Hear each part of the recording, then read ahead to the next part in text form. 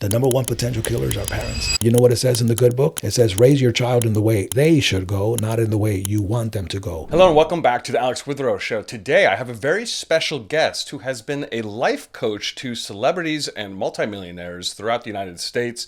He also is what I would consider an expert on finding your purpose. He has a new book coming out later this year. Roberto Hernandez, great to have you here. It's a pleasure. Great to be here. So I'm interested to talk about this. Typically, I think in our culture, when we think of people who are rich or famous, we think they've got it all figured out. So what do you see on the other side of rich and riches and fortune? Why do they need a life coach? Right. Well, when I had the opportunity to speak to people who were well off, I would be very intimidated and sometimes even starstruck. Really? Yes, because what do I have to share with somebody in this position? And I believe God had to help me rearrange my thinking. And one of the ways he did that was, thank God that I was under Dr. Miles Monroe for a while. And Miles Monroe taught us something that changed my life. He said, being successful in the wrong assignment equates to failure. And when I took a hold of that passage and that quote and made it mine, it gave me an audacity, a confidence, and an authority to speak to people from all walks of life. Because guess what? Nobody's really better than anybody. We're just different. And the truth be told, that a lot of things that look like they shine, not everything that glitters is gold. Not everything that shines is gold. And I like to say, not everything that hops is a rabbit. Frogs hop too. Right. So in other words, don't believe the hype. If you really have a message, you have to believe in yourself so much that you have to be willing to show up in front of whoever's in front of you, whoever is part of that audience, no matter where they are in their life, whether they're up here or down here. Your message is very important. So you have to train yourself to get that message across.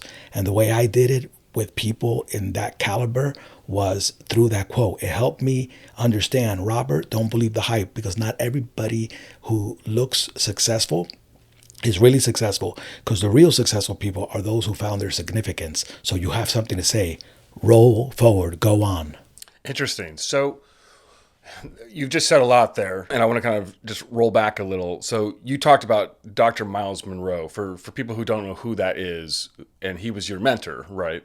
Who is he exactly? Why was he significant in your life? Well, he was significant in my life because before engaging in my business career, I always wanted to do missions. At the age of 18, I actually enrolled in a really cool Pentecostal church. I believe God called me there because I was asking questions about purpose at the age of 17 and 18.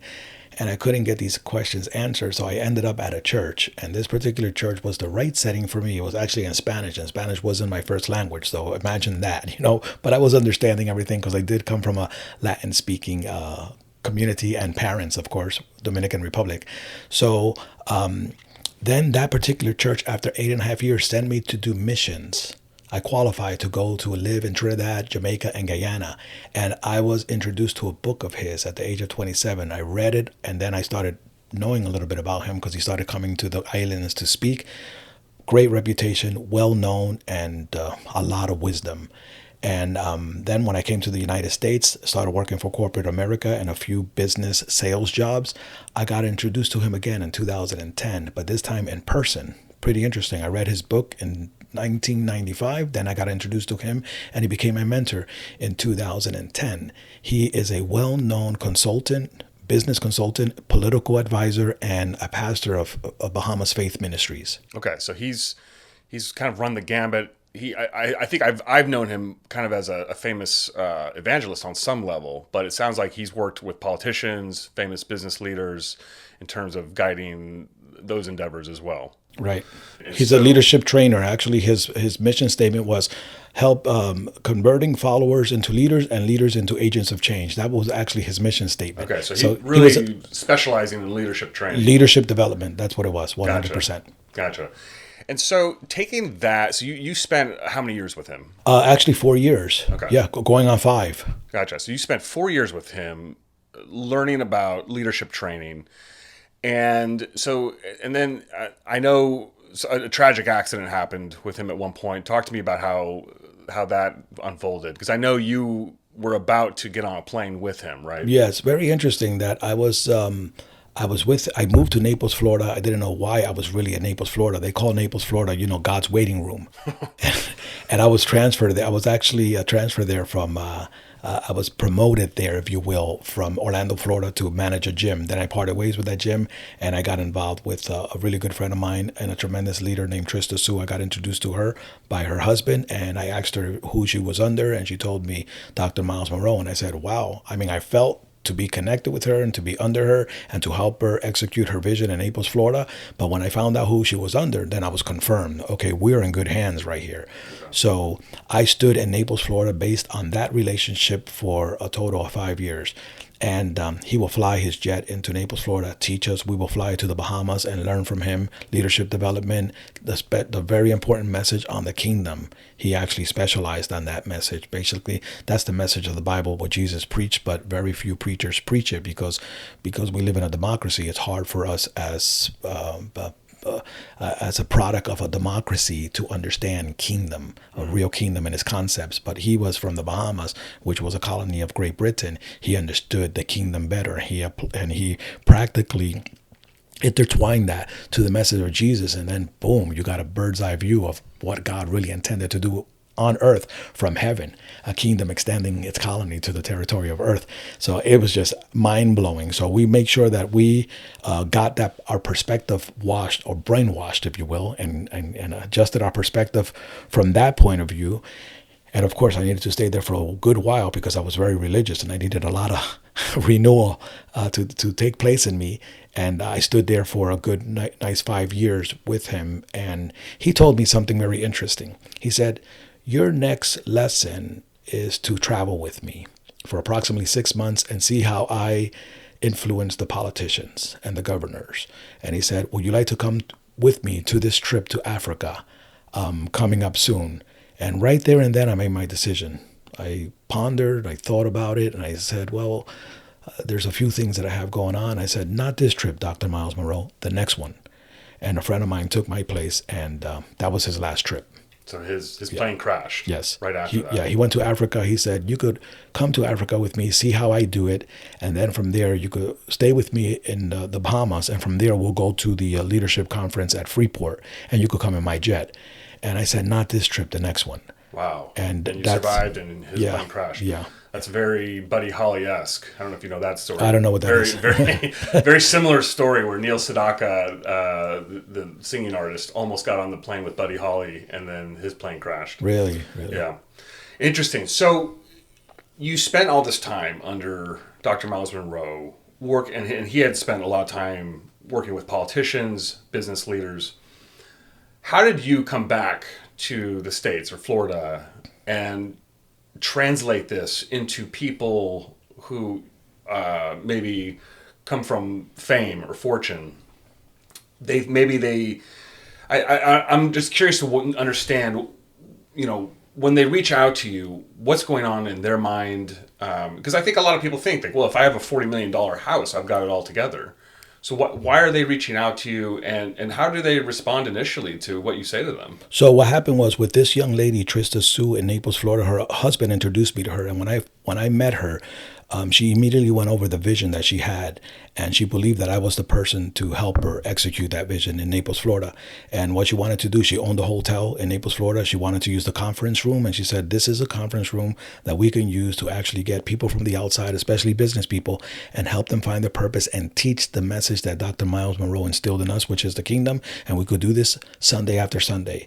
And I was excited. We got involved, and the people that were coming were all business people. Mm-hmm. Very few Christians came, and the Christians that did come, they came to get their minds renewed also. But it was pretty interesting because the business people, and especially people who are well off, because Naples is a very affluent area, right, they will come, they will sit down, and the light bulb will go on in their minds and in their hearts. They were like, wow, I understand. This is what I'm supposed to be using my rich platform for, to actually give back. We have self-actualization, right? Which is, Maslow's human hierarchy law.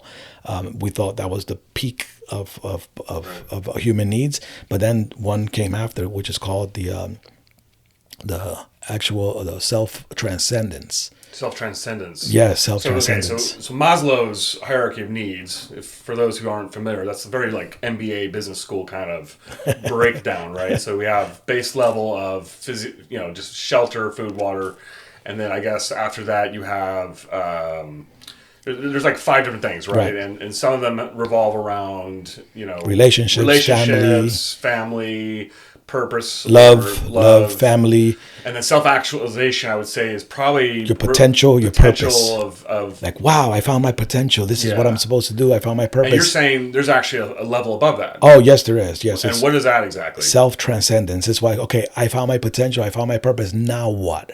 Okay. And especially if you're rich, especially if you're very affluent and you have a big platform of success. Now what? So there's a lot of successful people who have a lot, but they still feel something else is missing. Remember the young ruler? I have kept your commandments. I have a lot. He was a rich ruler that came to Jesus. I kept your commandments ever since I was young. What else do I lack? So that feeling, what else, that question, what else do I lack? That's the question that needs to be answered. Jesus answered him, sell everything you have and come and follow me. He said he couldn't do it. Interesting. He couldn't do it because his heart was still on his riches, not in transcendence. So are you talking to people and saying, sell everything? And Not necessarily, Okay. but the thing is, you don't want to tell anybody anything. The truth is, they're coming to you with the questions. They already know what your vision is, what you stand for. The first thing you need is a vision. You need a purpose statement. You need a mission, and that's what people are going to be attracted to. So the people that are coming to us is because they heard the message, and they're coming to us because they're asking the question, what else do I lack? What else am I missing? That's the key. The key is to influence them, not to impose upon them, not to assume that they're in a place where they need to give back. That's not good. But if they're asking you the question, now you have ammunition. Because that's one of the things that I have to give my former mentor, Trista Sue, a lot of credit for. She helped because I was imposing on everybody. I thought everybody needed this. But she actually taught me how to calm down, chill out, and wait for people to ask you questions. Yeah. And the truth is, they're supposed to ask us questions because the majority of Jesus' sayings in the Bible is answering questions that people had. Right. And the Bible says, be ready to give an answer regarding the hope that is in you to them who ask you about it. So you got to wait for people to ask you questions. And the way they ask you questions is by first revealing your vision and your purpose. Okay. So I would imagine if somebody's got, is successful in business and they've got a lot of things going for them in their life, I mean, isn't their purpose pretty dialed in at this point? No, not really, because remember, and that's what gave me the audacity and the confidence and the authority to speak to them. You could be successful in the wrong assignment. Okay. The crazy thing is that I started speaking to people randomly, and all of a sudden, I started seeing old men cry. I mean, I felt power. I felt anointed. I felt like, oh my God, this is a moment to minister to somebody. At one time, I was talking to one man, and another person was listening to me, and he started crying. 65-year-old man. And I said, what's going on? He goes, and he was angry. What do you have to tell me? I'm 65 years old. I'm actually a well-known architect. And I actually built this project, and this project. And he named 2 projects that I was very much aware of in Naples, Florida. And this was in Orlando in the park, far away, 3.5 hours away. Look how interesting this is. And the guy had tears in his eyes. And he says, what do you tell me? I said, what's your situation? Because he listened to the conversation that I was having with one individual, and it resonated with him. And he got angry. And by the way, anger is very good because anger tells you you're ready to do something about your empty situation, your empty condition. And what do you have to tell me? I achieved all of this. Now I'm retired. Imagine being retired from something that you were never called to do. Yeah, what's that? I mean, that's fascinating to me because so much in our world, we're all told, hey, if you're a multimillionaire, you've got it made. You can go out on your boat, you can cruise around Miami, you're good. And I mean, it's always fascinating to me when I hear people who work with older people who are at the end of or not the end, but later on in their lives, and they felt like they were sold a lie. And so that's exactly how he felt. Yeah, talk to me about being successful in the wrong thing, because I think I can, in my own life, I know that that's happened to me a few times. I won't get into details, but there are definitely certain ventures and projects that I was successful at, but after a couple of years, I was like, I'm not really into this. But I'm thankful that I got out, before it turned into like a multi-million-dollar thing, and you can't turn away from that kind of money.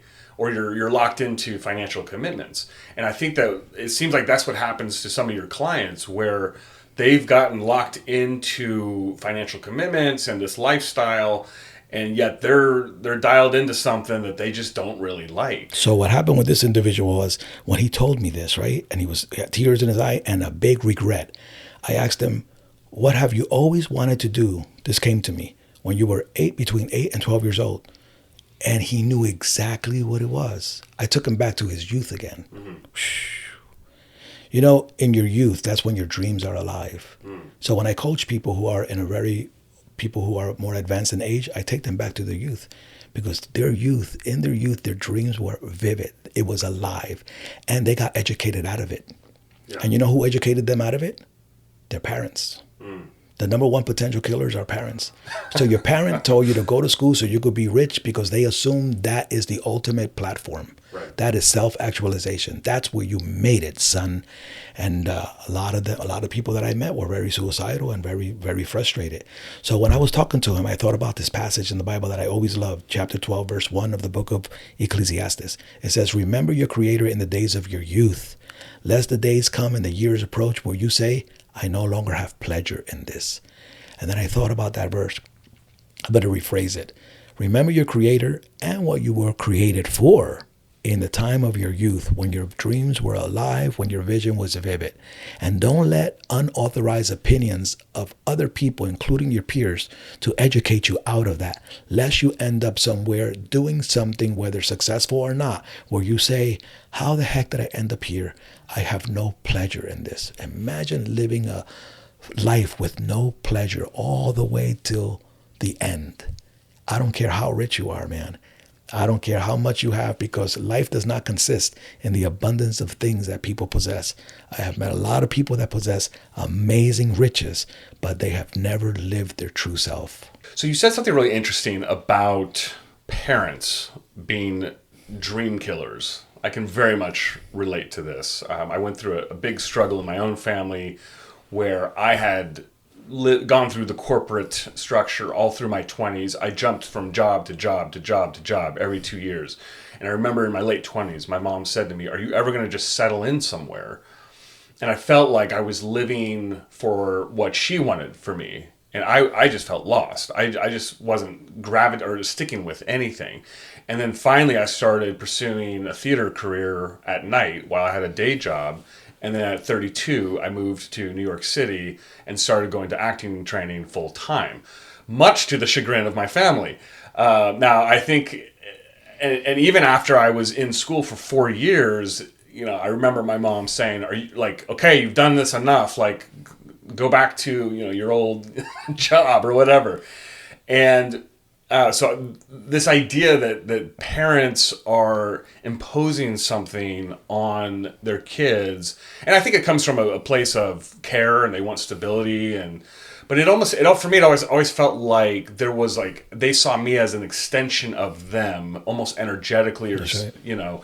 And so as an extension of them, they had so much invested,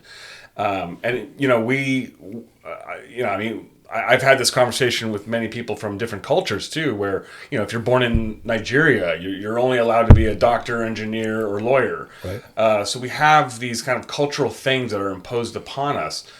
How does one deal with that? How does one escape that? What they're doing is they want what's good for you, but not what's right for you. Very important. And you said something very important. A lot of them actually selfishly want to live their lives through you. So there's things that they missed out on in life, and now they could probably get back to it and live it through their extension, their children. So this is why I consider myself a self-discovery coach.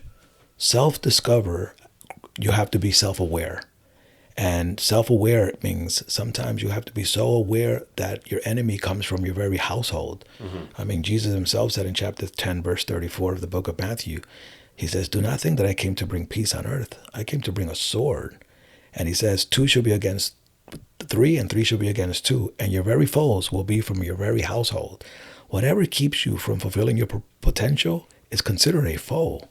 And ideas and even good intentions that are not right for you, for where you want to go, You have to rebel against society. You have to rebel against your household to discover yourself. Wow. I think, Self-discovery is the best. Miles Monroe said something very powerful. Wow. And I'm actually, I'm very, it's very interesting what I'm feeling right now talking about him. I'm very thankful that I actually had the opportunity to be under him. He said, self-discovery is the most important discovery in the human experience because with it comes an awareness, right, of who you are in your creator, what your value is, and how you're supposed to fulfill your personal purpose. Self-discovery is the most important discovery in the human experience. And as a life coach or a self-discovery coach, that's what I'm helping people do. Discover who they are, not imposing what I feel they should be on them. That's unlike their parents. Right.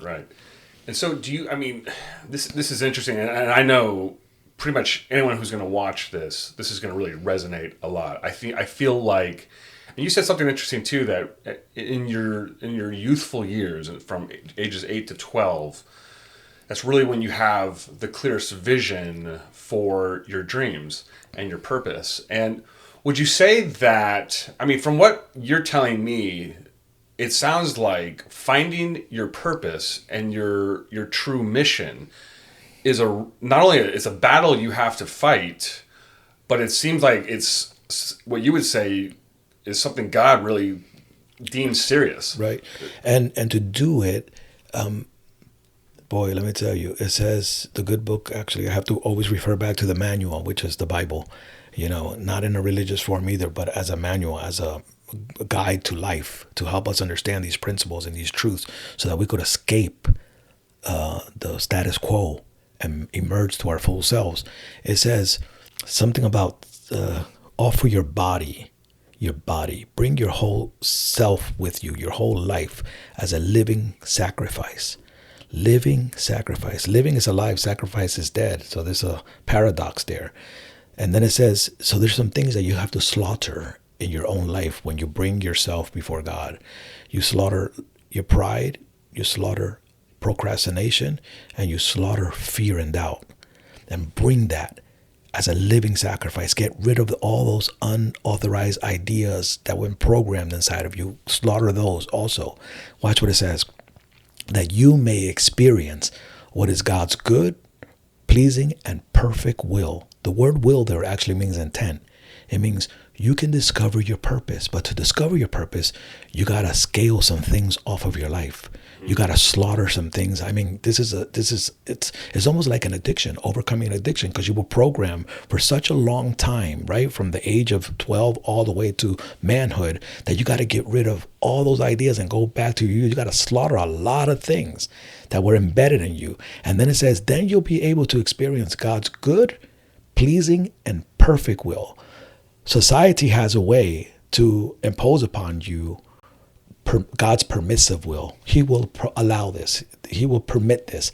We don't want that. But when you're aggressive and you want to know without a shadow of doubt why you're here, you got to come boldly to the throne of grace. You got to get rid of yourself if it's possible. You got to be willing to change your mind and your ideologies and reprogram yourself. The next verse says, be not conformed to the world, but be transformed by the renewing of your mind. So this is interesting to me because, I think so many times when people think about the Bible, they think about what God says. If they don't know much about it, they think it's just a rule book that says, okay, don't drink, don't cuss, don't do this, don't do that. And you're saying this is something totally different. This is saying get rid of the fear, get rid of what the world is telling you, and really run after the desires of your heart. God responds to us on a desire to know basis, not on a need to know basis. Napoleon Hill said the starting point of every great achievement is a deep desire. How bad do you want it? You can't teach that. That has to be caught, not taught. You can't teach that. So you gotta be willing to pay the price. And one of the revelations that I got in 2010 before I met Dr. Miles Monroe, I got my message before I met Dr. Miles Monroe. The beautiful thing about life is that when you find your purpose, when you find it, right? When you pay the price and find it because you want it, because you ran toward it. Draw near to me and I'll draw near to you. The first thing that happens is a mentor is waiting for you on the other side. So I found my purpose first, and then guess who I bumped into? Guess who I met? Mr. Purpose Man himself, Dr. Miles Monroe. So my mentor actually gave me the name, call yourself Purpose Man. So I bought the domain, purposeman.com. I took that name because my mentor told me to do it, because she saw that I was possessed with this topic on purpose. And not because I copied it from Dr. Miles Monroe. I discovered it in myself first. And then I met Dr. Miles Monroe, who was also possessed by the verse of chapter 19, verse 21 of Proverbs, where it says, many are the plans in a man's heart, in their minds. Many are the plans, many ideas. But the purpose of the Lord is what's going to prevail. He was possessed with that verse, and he taught it everywhere he went. And what are the chances that I meet him years later? I knew about him in 1995, but now I meet him in 2011, years later. And it was almost like God orchestrated that to help me be secure and be confident and not doubt what he told me. And by the way, one of the things that I got when I went to Orlando, Florida, because what made me, I paid a price. I went all the way to Orlando, Florida to go into my friend's condo, and I said, I parted ways with my company. I didn't know what I was going to do next. My whole life was pretty blessed. I always knew what I was going to do the following day when I left the job. But this time I was like, I had some questions that needed to be answered. So I was determined to go into my friend's condo and stay there for 7 days and not eat until I got an answer. And in 30 minutes, I had a revelation. And in that revelation, I saw two numbers, 8998. 8998. I didn't know what order to put them into. And later on, I met this man who was a lot older than I was. He was a publisher. We had lunch with him, and he confirmed to me it was 98. And you know what those numbers meant? 98% of society does not find their purpose. And years later, a friend of mine forced me to listen to Napoleon Hill, his book on outwitting the devil. And he had the same revelation in 1938. 98% of people drift. They don't know the purpose. And I'm telling you, those numbers are clear. Straight is the path and narrow is the gate that leads to life. And only a few, 2%, find life. Because to find life means to find your purpose, the original intent, the very reason for why you were created. So only 2% of people find their purpose. So far. 98% of the rest of us are drift. Floating around. Experimenting. Living haphazardly. Right. Bouncing off the walls. Yep. Trying this, trying that. Get rich quick scams, whatever, everything. Because they think that their purpose is found in their success. Yeah. I heard something interesting the other day from someone very different than you. His name's Dan Bilzerian.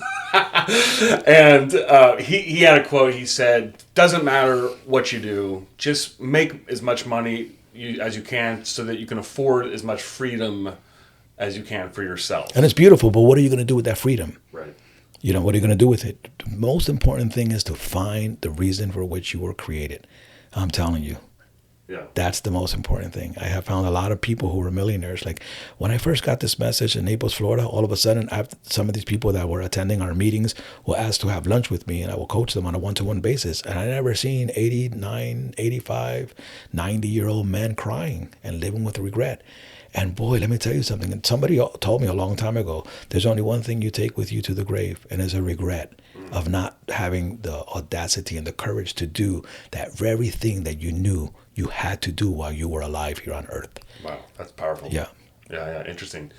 So the New York Post just came out with an article about 2 weeks ago, and it said that 7 million men in the United States between the ages of 24 and 54 are out of work, and they're not even looking for work. They have given up. Can you talk to me? I've seen this anecdotally in my own life. I feel like a lot of my own guy friends are struggling in some way to find just their spot in life. I certainly hear it from women. When they talk about trying to find a husband, they finding someone who is really dialed into their passion and purpose seems to be few and far between. What is happening to men? And I know, in my own opinion, I think COVID did not help things, and it put a lot of men just on the sideline at home. But what's happening to men in this country right now, where we have these astounding statistics? So this is why this message on purpose is so important. I remember when I was managing the fitness industry for 7 years, and the reason I did so well in that industry was because I was inspiring people to get their bodies in shape, and at the same time, there's always like that purposeful message within in the process. That's why it was fun. I found myself sitting on a desk and counseling couples while I had their credit card in hand, signing them up with their children, but taking the time to really just inspire them to. For instance, I will tell the man not to become a gym rat. Don't spend all the time in here. Don't forsake those moments around the dinner table that you have with your wife and your children just because you want to be a gym rat. And wives love that, because I know that a lot of people could get lost in the way they look and their physique and then lose the responsibility at home. So I will always be purpose driven and instill that in people, even while I was conducting business. With that said, that's why I was able to do it for 7 years. And I could count with my fingers the days that I missed work with the fingers on one hand. For 7 years. You want to know why? Because I was actually living my purpose. I was actually fulfilling my duty or using my gift while I was in a job platform. And that's the key. I always tell people that a job is a phase of education at a company's expense. Even when you're doing a job, let that job line up with what your gift is. Let it line up with what your purpose is, because understand that every job that you get is taking you closer to your ultimate platform. And what is that ultimate platform? Self-transcendence. Woo! And everything that you're doing right now, some people's period is longer than others. Some people find it right away and they're able to do their purpose and their job in one setting. That's powerful. But not everybody has that privilege. So people have to get a job first. So you'll have more passion if you find a job that lines up with your purpose and lines up with your gift. So I think we failed our youth. We were supposed to help them to discover who they are first before sending them into college and advancing them in a career. That's where we mess up. So now people are just floating around in jobs and a lot of those jobs feel dead end to them. Feel like, they're getting lost in traffic for an hour and 50 minutes before they get to a job that they have no pleasure in because it doesn't line up with who they are. Then they have to go back into their vehicle at 5 o'clock, drive another hour and 15 minutes, especially in Miami, in traffic, and then go home, and they're not happy individuals. And even though they have a beautiful wife and they have a beautiful child, they just not having too much pleasure. There's not that passion to live. And that's what I want to help people do. So guess what I did? Well, the reason I brought the fitness industry up was because I never fired anybody. I learned immediately that the people that were not supposed to be with me, I managed them out. There's a saying, it's not the people you fire that make your life miserable, it's the ones you don't. Because you keep them around knowing there's no fire in them. They're not really contributing to the vision of the corporation. So what I would do is just talk to them about what is in their heart, what aligns with their passion. And then I will even tell them, give me 2 weeks. I'm going to help you find something that aligns with who you are, with what that passion is on the inside of you, so you can get closer to your platform. And at the end, they will come up to me and say, I never had a father. You were the father that I had, even in the workplace. Thank you very much. So you don't have to fire people.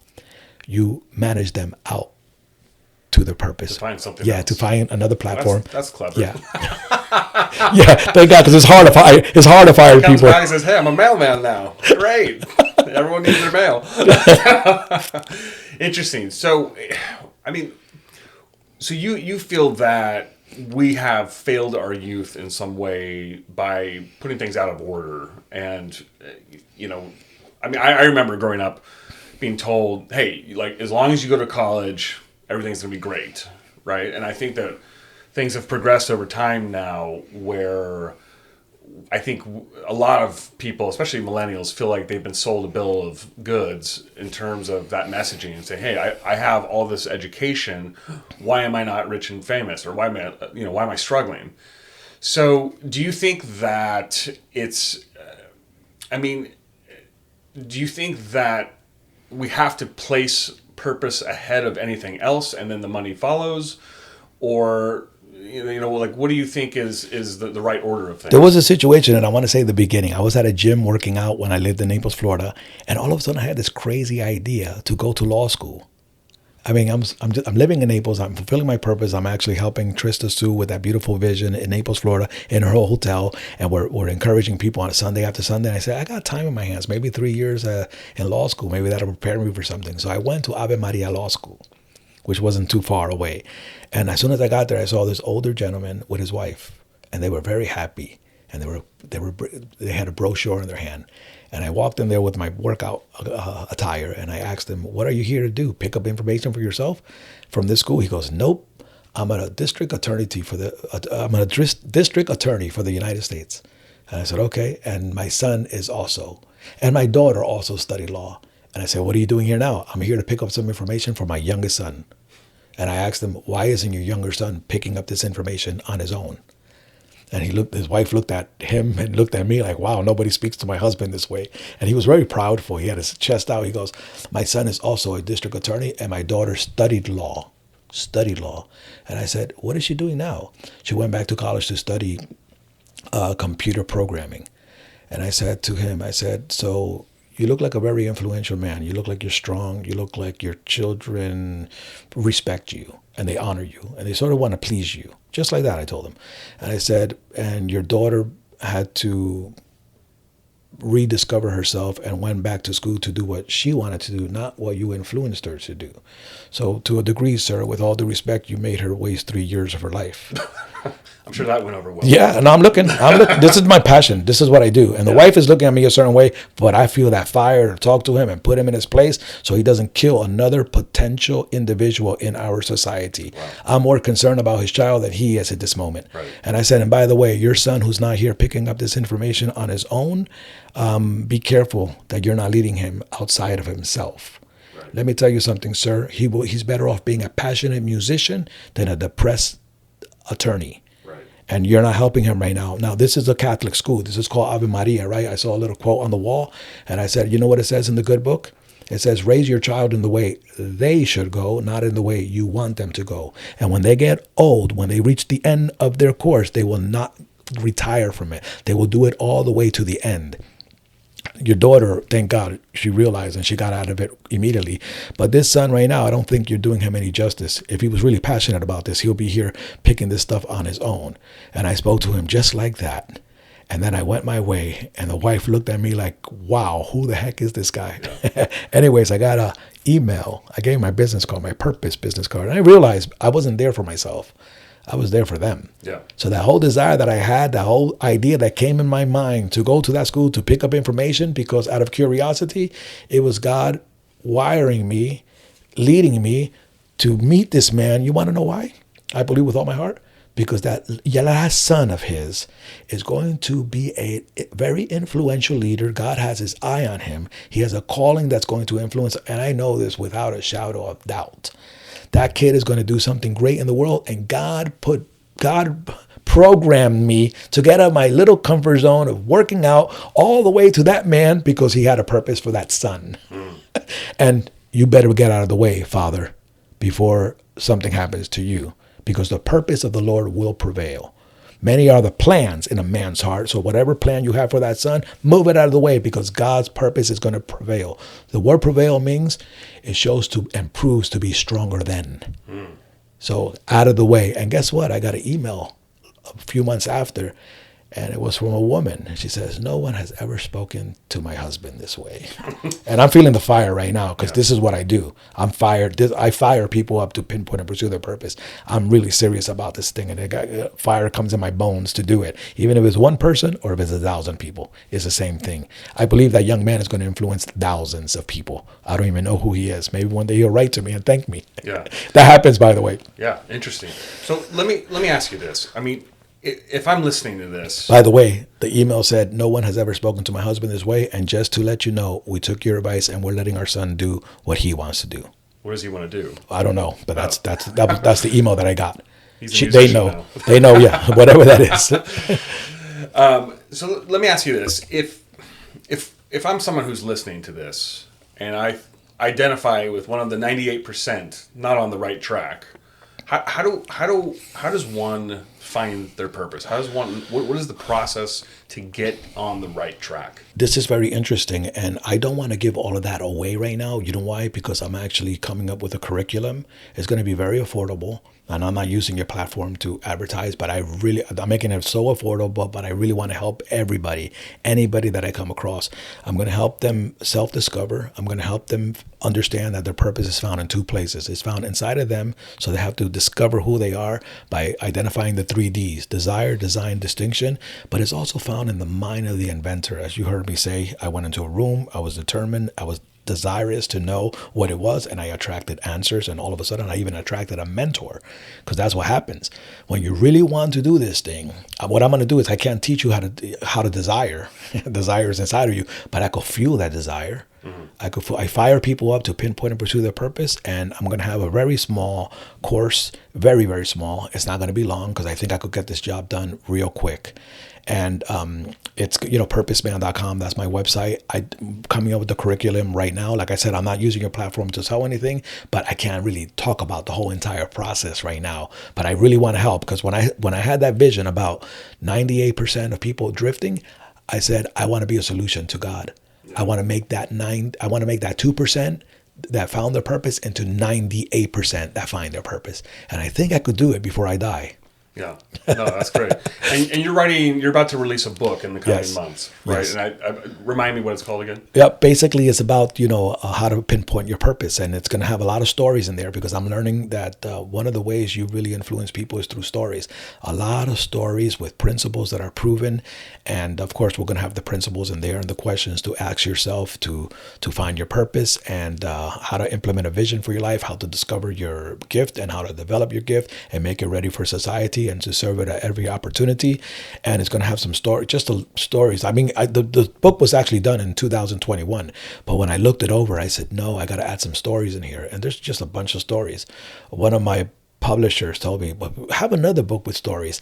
And I just really felt like, no, I have to confirm all these principles that I'm talking about with stories that really, really relate to the reader and that actually worked. Sure. So it's basically, the book was going to be called, and I'm still thinking about it, Beyond the Hustle, Defining Your Purpose.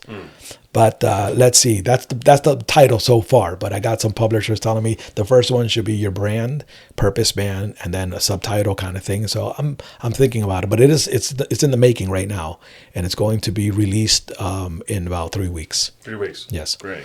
So tell me, how would you define your mission statement for yourself?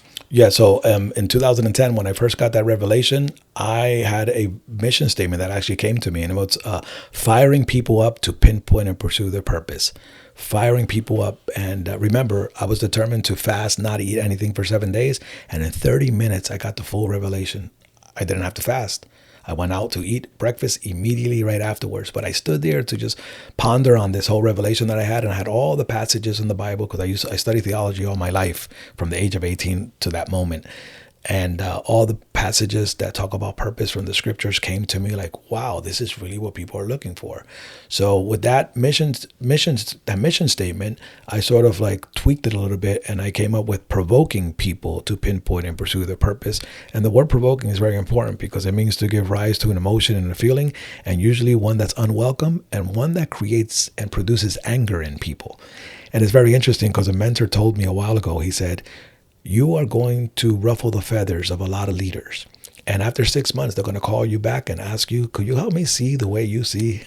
Why do you think that it ruffles feathers to follow your purpose? Because remember, we were talking about people are already programmed in a certain way, and you're telling them the way you're programmed, you're basically demolishing it.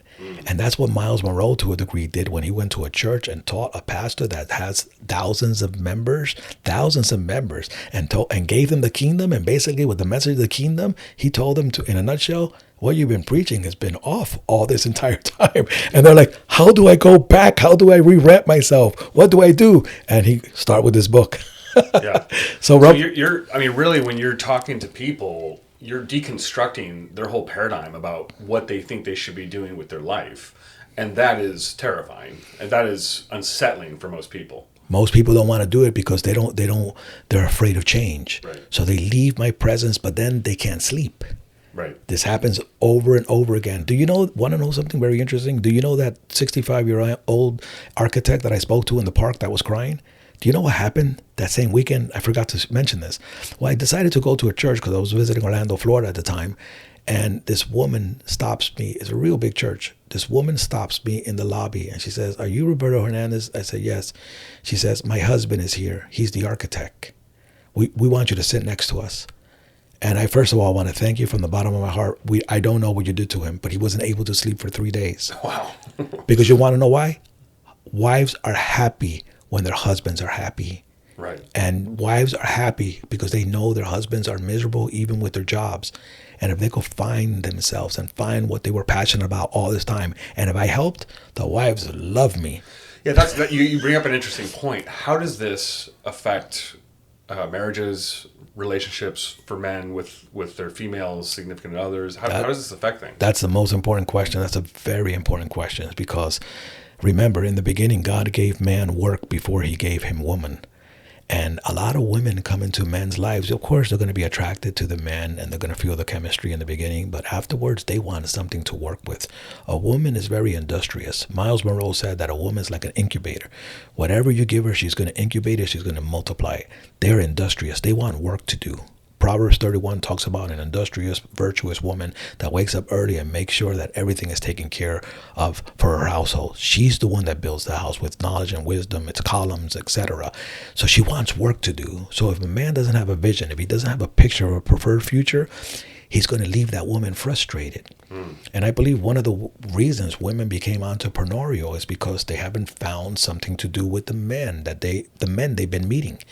Wow, I think that's really, because I mean, just what we were talking about earlier, how so many men are out of work right now, and the ones that are in work are probably outside of their purpose. And so there seemed, I mean, I think all this that you're talking about is really connected to the high divorce rate. It's just I mean, frankly, we're seeing kind of a destruction of the family unit in this country. So much divorce, so many people being raised by single parents. And I think you're onto something where this is all very much tied to men being outside of their purpose. Would you agree with that? Oh, 100%. Do you notice that we did a meeting yesterday? You know, one of our Kingdom Leadership Life sessions that we did yesterday, you were in it. You saw the way these women were talking? They found their platform. They're ready. Wow, I rejoice. This is what we created. We created because we have visionless men. Right.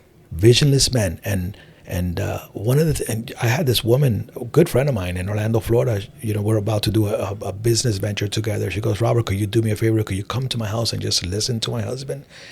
And very interesting. This is a big frustration. Women want their men to rise up and to do what they're passionate about and to bring a vision to the household. Interesting. So I think so many young men especially are lost in chasing women. I mean, I certainly can identify with that in my 20s and 30s where I spent so much money just chasing after women. I was sort of in my purpose when I was in acting training and doing that. But what would you tell a young man right now who's in his 20s? He's interested in getting married. Obviously someone who's very interested in women, but the work and the purpose and the vision component sounds like it has to be in place first. What would you tell a man who's 25 years old? Don't run with the crowd. Swim against the stream and really work on yourself. At least identify what it is that you came to earth for. Everybody came to earth with a purpose. Everybody came here to solve a problem. And find out what that problem is. Because in the world, you shall have problems. But be of good cheer. The greatest leader that ever existed said, I have overcome the world. So you are a problem solver. Find out what that is. That very thing that you have to do. And then when you sit with a woman, right, and she's sitting with you, I believe that the courting process is supposed to be sort of like an interview. Yes, chemistry and attraction brought us together. But is that going to keep us together? Yes. So we want to find a woman based on a fit, not on a look. Somebody suitable for us, just like the good book says. God made a woman suitable for the man. Is this person going to be a right fit? Because I think we're falling in love based on looks and attraction and chemistry and not on purpose. Interesting. So Yes. You're saying, and I think even, I would even contend that even sometimes people fall in love just on purpose, but then they avoid or ignore the attraction and chemistry part. I mean, I think that can be equally as problematic. I believe God wants to give us the best of both worlds so that we could live pleasurable all the way to the end. In fact, the good book says, rejoice in the wife of your youth. delight yourself even in her body parts. Right. That's how this is supposed to be pleasurable in every sense of the way. Right. So this idea that, the Bible says you should be, avoid sex, avoid all this stuff. That's not really reality. I believe sex is a consummation of love and also the ability to reproduce. But no way, all of that has to be included. God is so perfect, and you better not cut yourself short. Take the whole package, the whole thing that God gave to you, but enjoy that with one woman. Yeah. Yeah. Well, that's fascinating. I mean, I think what you've talked about today is almost the linchpin that's missing for most men. Because I see this so much just among so many men that it feels like they are lost. They keep bouncing job to job. And frankly, I think a lot of men think that this is just going to fix itself when they get into their 40s and 50s. And guess what? It doesn't. I see guys in their late 40s and 50s who are still struggling with this purpose question, and nothing changes for them. Because they didn't take the time to stop, look, and to listen. This is what the good book says in the Message translation of Matthew chapter 11, verse 28. It says, are you exhausted? Are you tired? Are you burnt out by religion? Because religion is also a form of searching. That's why people jump from religion, from denomination to denomination, because they're searching. He says, come. On one translation will say, follow me. But he says, come, walk with me, work with me, and watch how I do it. I will show you the unforced rhythms of grace. That's what everybody's looking for.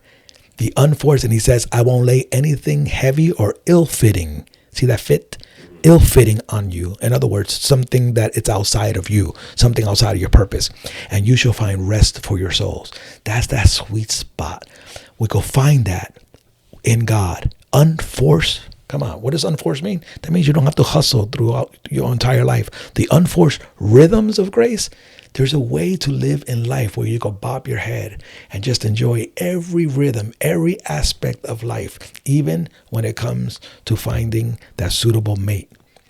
It's supposed to be in line with the rhythm of what you're called to do in life. So if I'm understanding this correctly, you're saying, if I don't know anything about God, Christianity, spirituality, anything, you're saying that God wants us to live a purpose that really fires us up, gets us up every morning, and we find a woman who joins us in that venture, and she magnifies that purpose.